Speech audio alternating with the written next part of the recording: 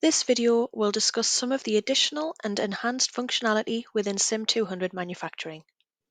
Works orders include additional information and are formatted in a similar way to SciCon works orders. However, there are fewer buttons making it easy for users to navigate.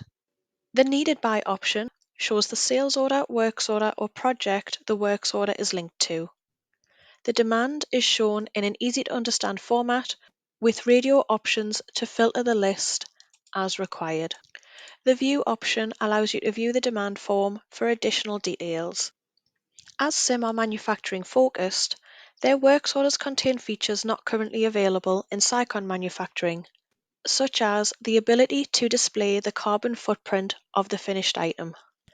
Component stock records can be viewed from within the Works Order Components tab without the need to navigate away from the works order form. Customer part numbers have been added to stock records as standard without the need for additional add-ons and can be viewed from within the stock record or within the SIM 200 customer part numbers list.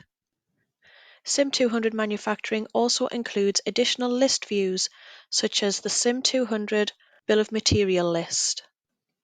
These additional lists allow you to add additional SIM 200 columns to provide additional product information at a glance without the need to open each individual record.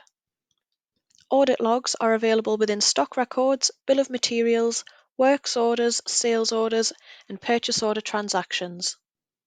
Quantity breaks can be used within quotations to simplify the process of applying different pricing or discounts based on quantity tiers. As the data on the quotation is amended, the quantity breaks are applied. Quality control options have been added to allow inspection and auditing of received or manufactured items. And lastly, the software's pre-allocations and tags are used to link recommendations with the demand which triggered it with a clear breakdown. Demand entries can be opened to view further details, and you can action recommendations from within the same form.